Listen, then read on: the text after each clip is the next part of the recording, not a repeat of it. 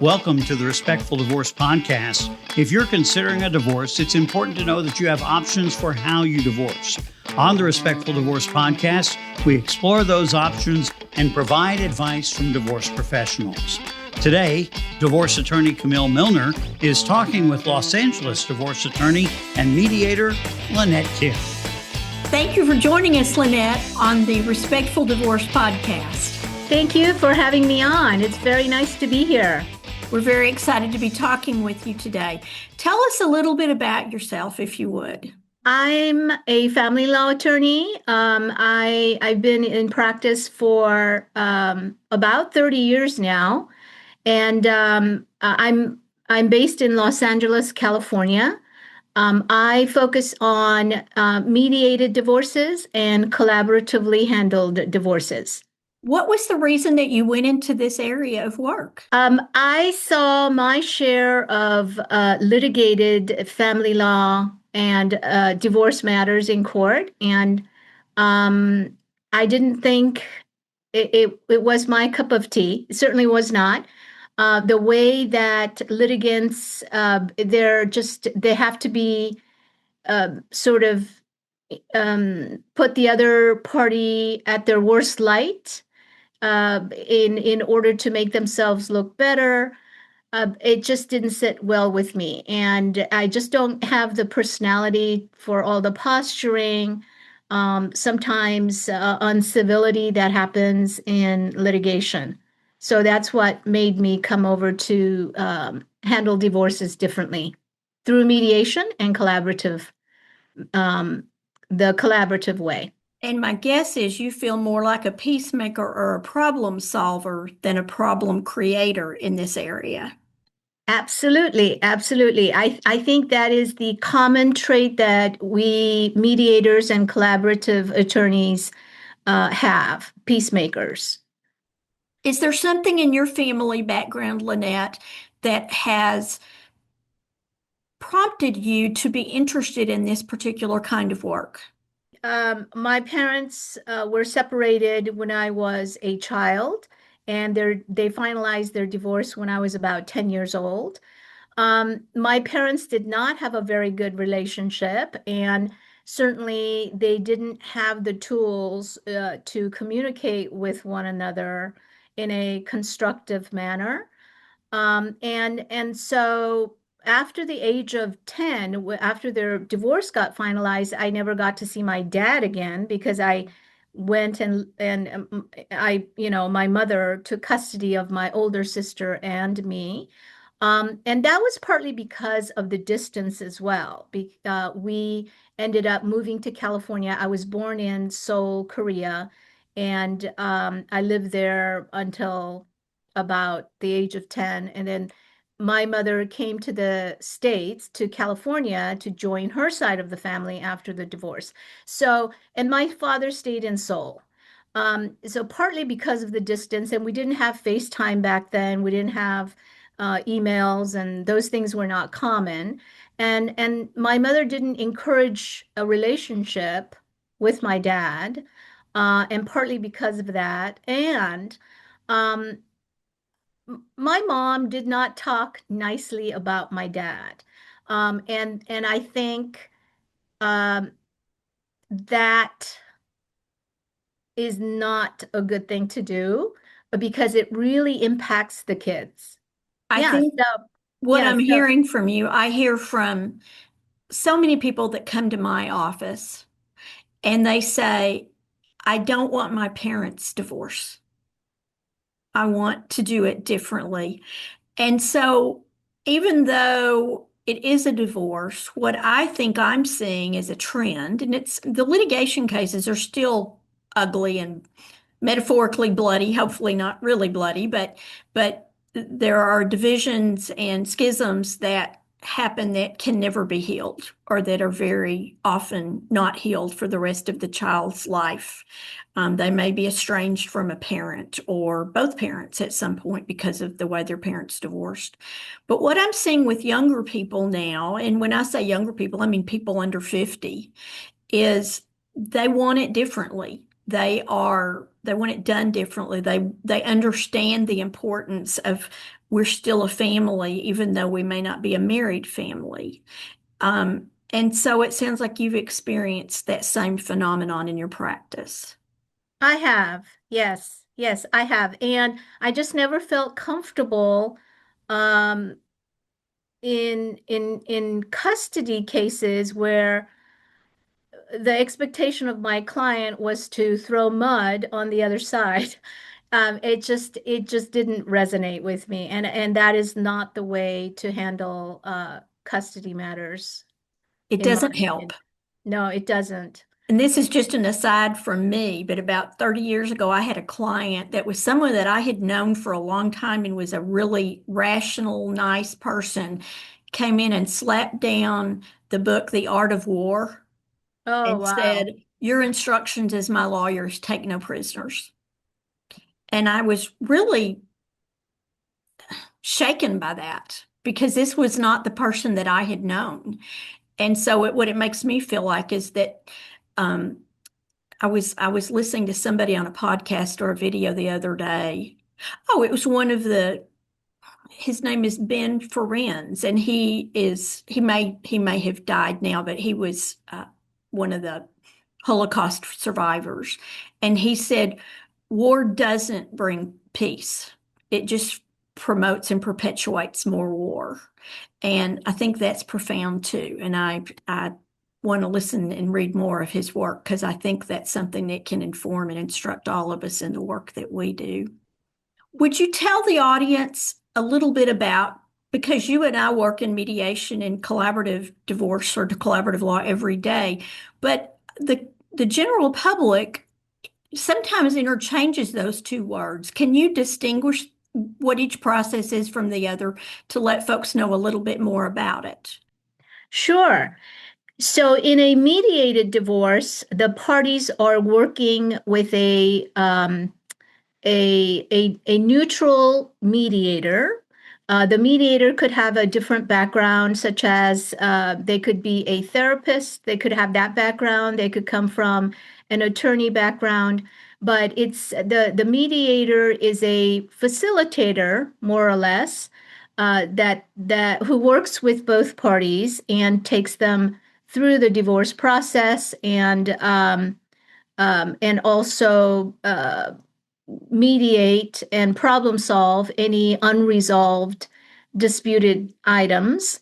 Whereas in a collaborative setting, the parties are individually represented by attorneys of their own choice who are trained in the collaborative model.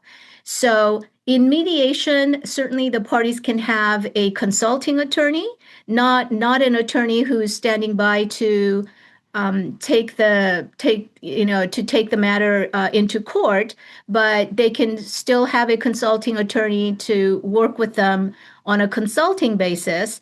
But in the collaborative model, they are represented. Both parties are represented by different attorneys. And would there be, if someone came into your office, how would it be that you would steer them one way or another into these two different processes or litigation, just for comparison and contrast? I found that in mediated matters, I think if there are certainly simple, straightforward cases, maybe the family has a house and there's some relatively, other assets that need to be divided, then that could work really well for mediation. If there are parties who need more hand-holding, perhaps, or if there are some complicated issues that they could benefit from the collaborative model, then that might be the better choice for the couple. In a litigated setting, if there are uh, forensic accounting that needs to be done. So if part there's a let's say there's a heightened level of distrust because one spouse owns a business and runs the business, the other spouse has no idea what's going on in the business. And the out spouse may want forensic accounting. It's not impossible to have a forensic accountant in a mediated setting or in a collaborative setting. But if the emotions are so heightened where they're not able to control them, then the parties may opt for litigation. But even if there are heightened emotions, I think if you have the right divorce coach, have the right collaboratively trained attorneys, then the collaborative model would work very nicely. And I've got a couple of different questions, and we can get to them in whatever order you prefer. I was hoping that you could explain for our listening audience or viewing audience what forensic accounting is. And then I would love it if you could explain what different training it is that collaborative professionals receive versus mediators, litigation professionals, or other areas. Forensic accounting is where an accountant or a CPA with the forensic experience. So they're not looking. I guess the essential the difference is they're looking for where the money went. If an in-spouse is basically handling the business, maybe there's some cash income that's coming in, then the forensic is looking for where did the money go? Did it all stay in the business, or did it go, did the spouse misappropriate the income? So that's the purpose of forensic accounting. In the collaborative, attorneys who are trained in the collaborative model, because the attorneys, their focus is to keep the divorce civil and amicable and handle it with respect.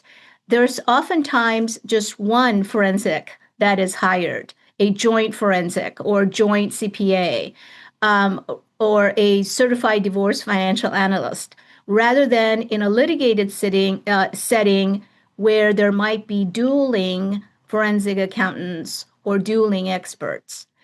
So in the collaborative model, the attorneys are trained to keep things civil and to handle the divorce process with negotiations, with respect for the other party and for the other attorney, who's also an integral part of the process.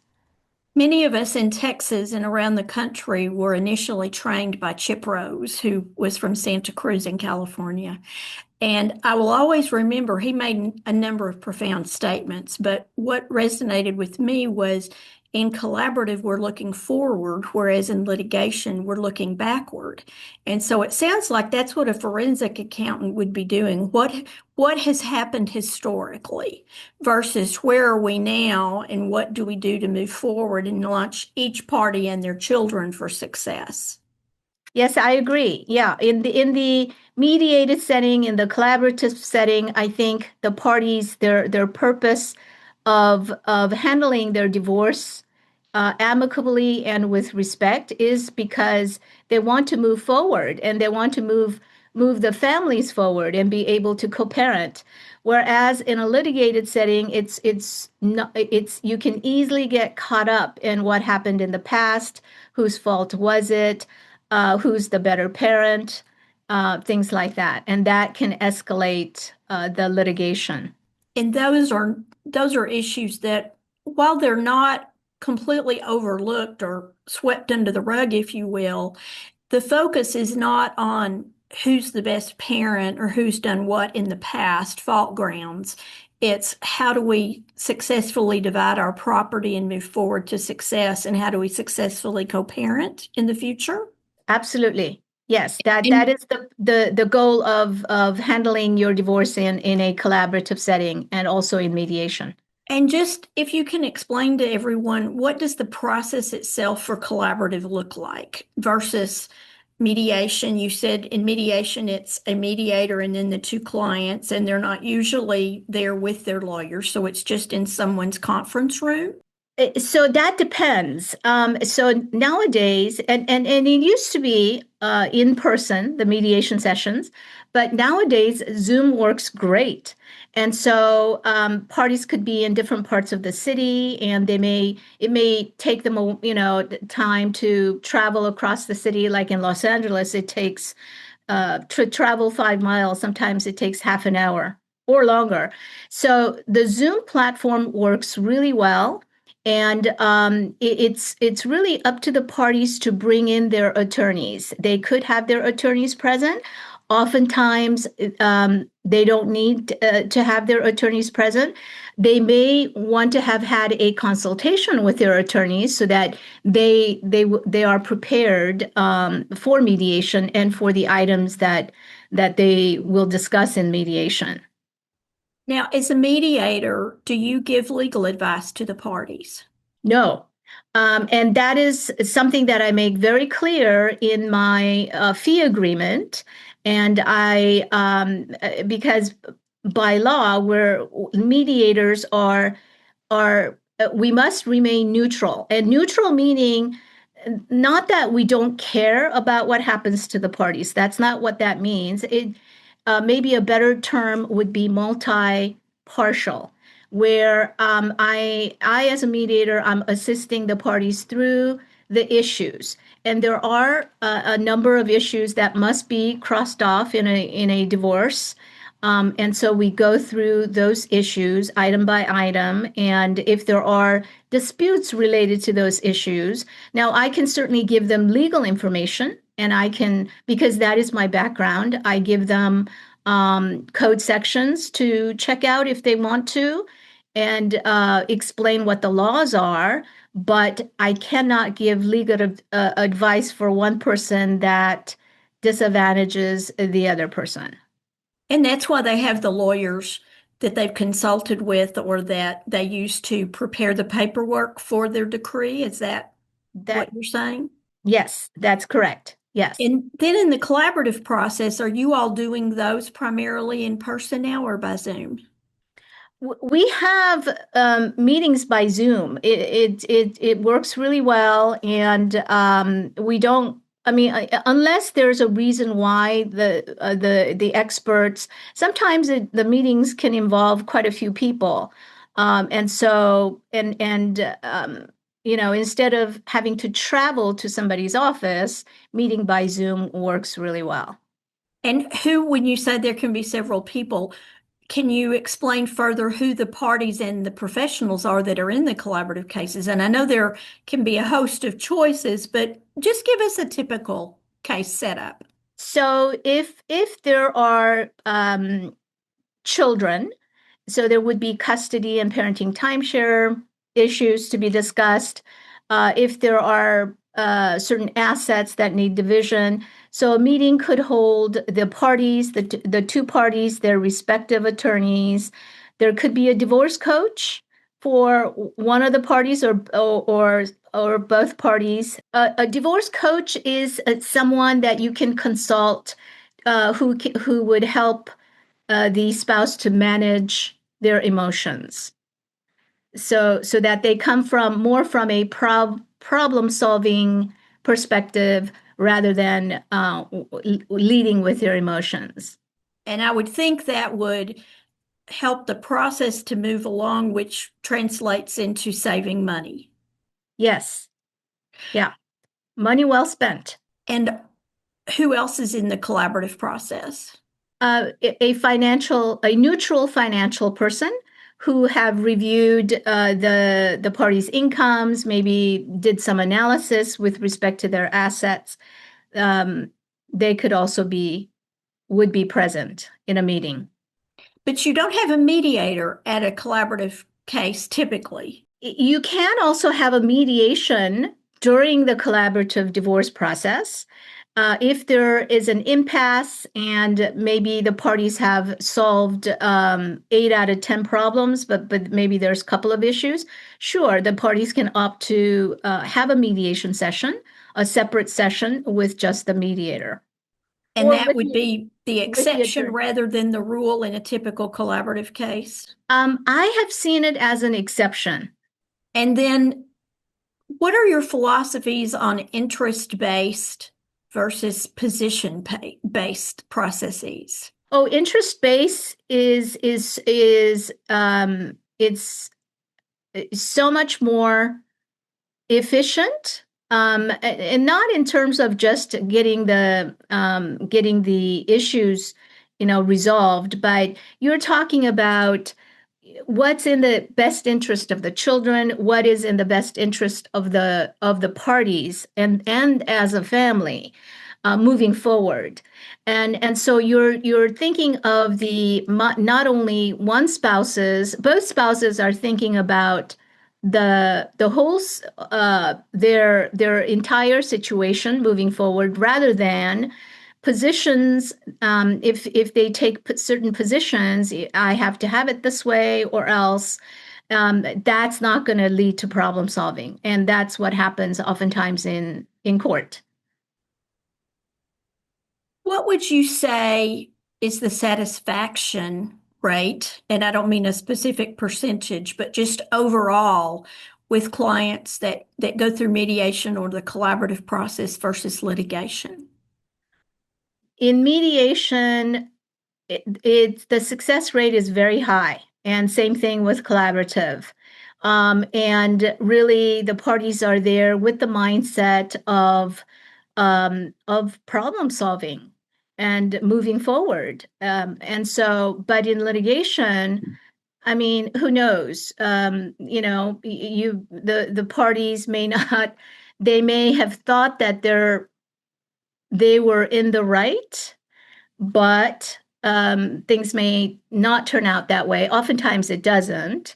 And so the satisfaction level it's much higher in mediated and collaboratively handled divorce matters. And one of the things that we have noticed uh, in my practice is that people are much less likely to return to court for modifications or even clarifications when they've gone through the mediation process or the collaborative process. Is that your experience?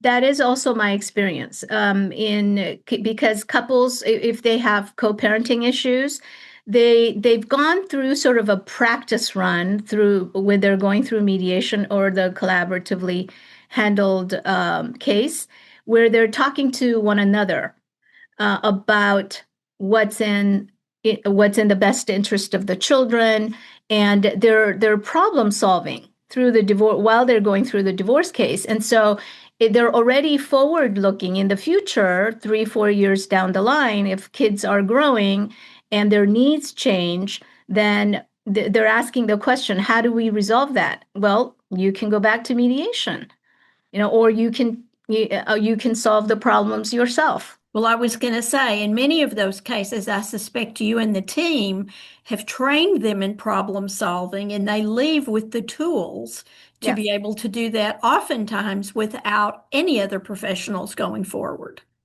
Yep, that's true in a lot of the cases.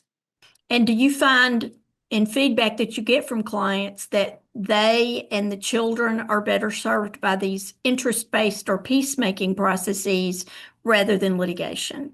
Oh, absolutely. Peacemaking, the family unit remains intact because the parents are communicating. They're able to communicate with one another.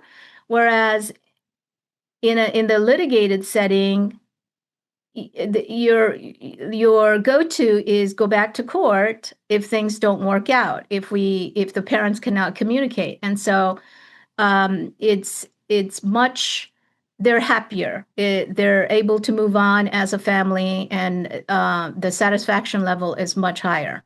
What about the cost differences? Yeah, there's a huge difference there too, because the litigation can be very costly. It's not unusual for families to spend tens of thousands of dollars, and depending on what the issues are, and of course, there could be, if there are assets that need to be divided, there could be two in a litigated setting. There could be dueling experts. And then if they go to trial, oh my gosh, you're talking about hundreds of thousands of dollars in some cases. Whereas if you handle the issues in a collaborative manner, then you can control. You certainly don't pay the emotional cost that comes with litigating in court. And of course, you can control the costs as well. It's a fraction of what, sometimes it can be a fraction of what case would cost in if it goes to trial. I've had several cases where the couple end up having continued holidays together. I have one right now that just stunned me, and this was before they were even in the collaborative process. They and their new significant others were going on a family vacation together. And of course, they were great collaborative clients from the very beginning because they started out thinking, if you want to call it, right, is how I would say it.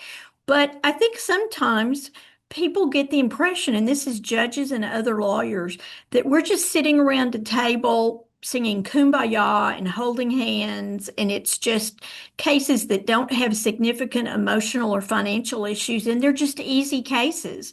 Could you speak to that for us, Lynette? It is certainly, I guess it depends on the person's perspective. Maybe there is a certain amount of sitting around the table and singing Kumbaya. I don't know, but it is we're not just doing that. We're problem solving, and it's hard work. And I think in a certain sense, it's harder to come to the table and do the work, the parties doing the work and being engaged in the process and staying engaged. That is hard work. When divorce is from what I read, that it's the second hardest thing after, dealing with the death of a spouse. And so the parties are going through all these emotions, and it's hard work coming together, trying to, problem solve. Whereas I think in a certain sense, it's easier to engage in litigation and leave the work up to the lawyer, and just tell the lawyer, this is what I want, and this is how I want to see it. So that's my perspective. And then letting the judge, who really knows very little about their family or their situation, make the ultimate decision. Yes. Judicial officers mean well, and I've dealt with a lot of nice judicial officers, very competent judicial officers. But the reality is that there's not a lot of time because they have 20, 25 cases on their calendar. And they're more than happy for the parties and their attorneys to, talk settlement and resolve the issues on their own. Lynette, it's been a delight having you on the Respectful Divorce podcast today. Thank you so much for sharing some of your afternoon with us. Oh, thank you.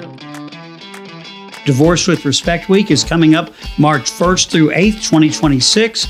During Divorce with Respect Week, you can talk with lawyers, divorce coaches, divorce financial experts for free to learn more about the divorce process and your options for divorce. Simply go to divorcewithrespectweek.com to find professionals near you. Once again, Divorce with Respect Week, March 1st through 8th. For more information, that's divorcewithrespectweek.com. I'm Tim Crouch for the Respectful Divorce Podcast, reminding you that collaborative divorce is a better way to untie the knot.